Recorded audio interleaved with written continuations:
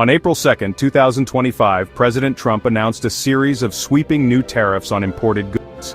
These tariffs, he declared, were essential to protect American jobs and industries from unfair foreign competition. The announcement sent shockwaves through global markets and ignited a firestorm of controversy. This was not just a ripple in the pond of global trade, this was a tsunami. The new tariffs, set to begin on April 5th, represent a significant escalation of Trump's trade war. Previous rounds of tariffs targeted specific countries or industries. This time, however, the impact is far broader, affecting a vast array of goods from around the globe. The administration argues that these tariffs are necessary to address long-standing trade imbalances and protect American interests. Critics, however, warn of dire consequences. They argue that these tariffs will harm American consumers, raise prices on everyday goods, and disrupt global supply chains. Leaders have expressed concern about the impact on their operations and the potential for retaliation from trading partners. The world watches and waits, bracing for the impact of this latest salvo in the ongoing trade war. The coming weeks and months will reveal the true extent of the damage inflicted by this tariff tsunami. Will it achieve its stated goals of protecting American jobs and industries? Or will it simply lead to higher prices, economic uncertainty, and a further breakdown of the global trading system? Only time will tell. At the heart of Trump's new trade measures lies a sweeping 10% tariff applied to virtually all imported goods. This baseline tariff, effective April 5th, represents a significant departure from previous more targeted tariffs. It casts a wide net, impacting a vast array of products from countries around the world. This 10% tariff is not simply a symbolic gesture, it is a substantial levy that will have real-world consequences. For businesses, it means increased costs, which may be passed on to consumers in the form of higher prices.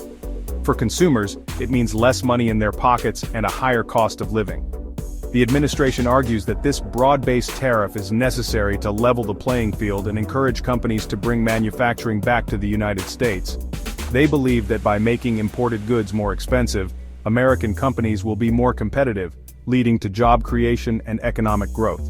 However, critics argue that this approach is misguided and ultimately harmful to the American economy. They point out that tariffs are essentially a tax on American consumers and businesses, and that this 10% levy will hurt American families and businesses already struggling with rising costs. The debate rages on, with both sides entrenched in their positions. While the 10% baseline tariff casts a wide net, it is not without exceptions. The Trump administration has carved out exemptions for certain countries and products, offering a reprieve from the full brunt of the tariff storm. These exemptions, however, are limited and strategically calculated. Canada and Mexico, the United States partners in the newly renegotiated USMCA trade agreement, are notably exempt from both the baseline and the additional reciprocal tariffs.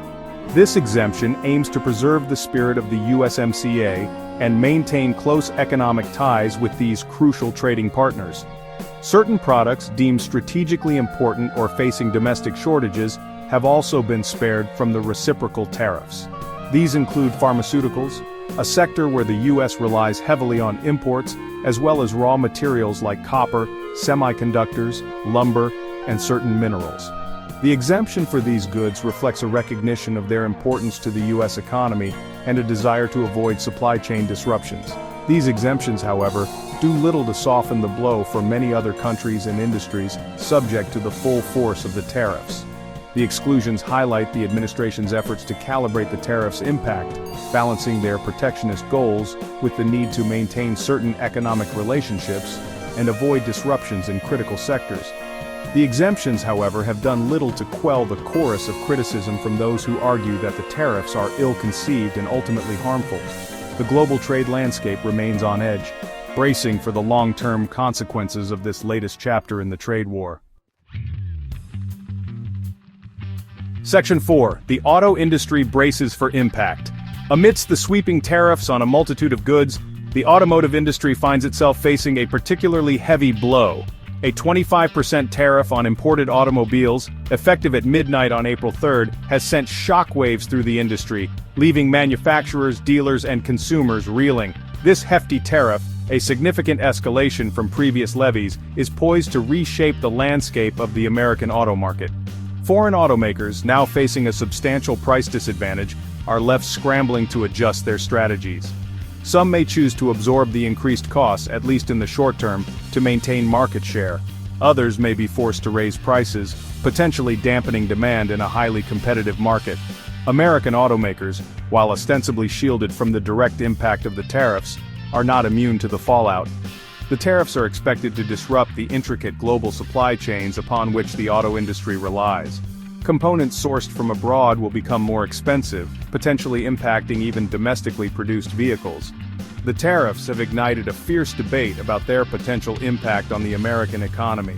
Proponents argue that they will protect American jobs and boost domestic manufacturing.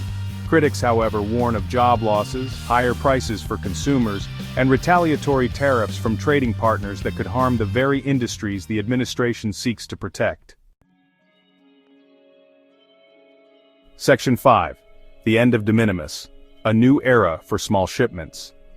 In a move with significant implications for e-commerce and small businesses, the Trump administration has announced the closure of the de minimis loophole.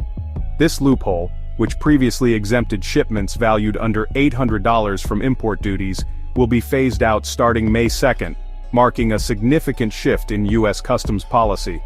The closure of this loophole means that virtually all goods entering the United States, regardless of their value, will now be subject to tariffs.